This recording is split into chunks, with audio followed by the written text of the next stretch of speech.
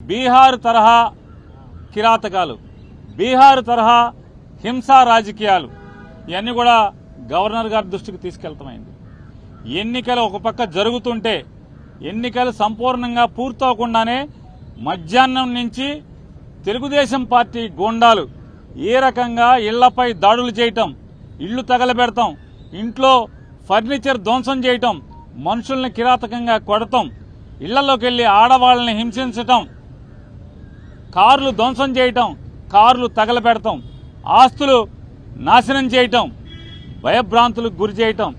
అంటే తెలుగుదేశం పార్టీ అధికారంలోకి వస్తే ఎర్ర పుస్తకంలో అంటే ఎర్ర పుస్తకంలో ఏం రాసుకున్నారా అంటే మేము హింస కోసమే, ఈ కక్ష తీర్చుకోవడం కోసమే, మాకు వ్యతిరేకంగా వైఎస్ఆర్ కాంగ్రెస్ పార్టీ ఎవరు జెండా పట్టుకుంటే వాళ్ళనల్లా కిరాతకంగా హింసిస్తాం, వాళ్ళ ఆస్తులు ధ్వంసం చేస్తామనేటువంటి దానికోసమే అధికారంలోకి వచ్చినట్టుగా ఇవాళ వాళ్ళు ప్రవర్తిస్తున్నారు. ఇవన్నీ గవర్నర్ గారికి చెప్పినప్పుడు ఆయన ఆశ్చర్యపోయారు. ఏంటి ఇంత కిరాతకంగా జరుగుతుంటే పోలీసు పట్టించుకోవట్లేదా అని చెప్పినారు. వాస్తవం సార్, ఇది ఒక్క ఎఫ్ఐఆర్ కూడా నమోదు కావట్లేదు. వెళ్ళి పోలీస్ కంప్లైంట్ ఇచ్చినా, ఫోటోలతో వీడియోలతో ఇచ్చినా కూడా ఆ వీడియోలన్నీ కూడా గవర్నర్ గారికి ఇవ్వడం జరిగింది. ఇంకా ఎక్కడెక్కడైతే జరుగుతున్నాయో అన్నీ చెప్పడం జరిగింది.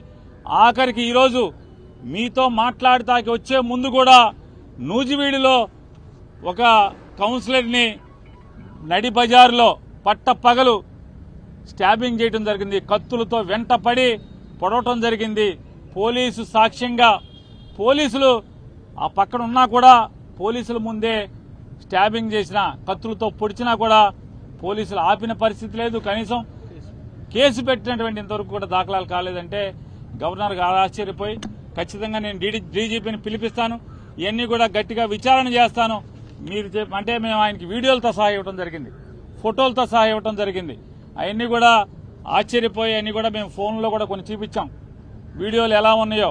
ఇంకా మా దగ్గర చాలా వీడియోలు ఉన్నాయండి అని చెప్తే అవన్నీ కూడా మా సెక్రటరీ గారికి పంపించండి, నేను చూస్తాను, వెంటనే యాక్షన్ తీసుకుంటాను. పోలీసుని గెలిపోవటంలు అనేవి సహజంగా ఉంటాయి, కానీ ఈ రకంగా కిరాతకం, ఈ రకంగా హింసా ప్రవృత్తి, ఈ రకంగా విధ్వంస ధోరణి అనేది చేస్తే ఇక ప్రభుత్వం ఎలా ఉన్నట్టా లేనట్టా, ఇది డెమోక్రసీ కదా అని చెప్పి ఆయన చెప్పడం జరిగింది. ఆయన కూడా సోదాహరణంగా వివరించాం.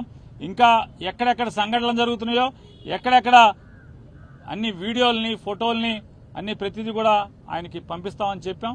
ఖచ్చితంగా పంపించండి, నేను యాక్షన్ తీసుకుంటాను, కంట్రోల్ చేస్తానని చెప్పని చెప్పారు. అలాగే ఆంధ్ర రాష్ట్ర ప్రజలకు కూడా తెలియజేస్తున్నాం, గవర్నర్ గారికి ఏది చెప్పామో మీకు కూడా అదే చేస్తున్నాం.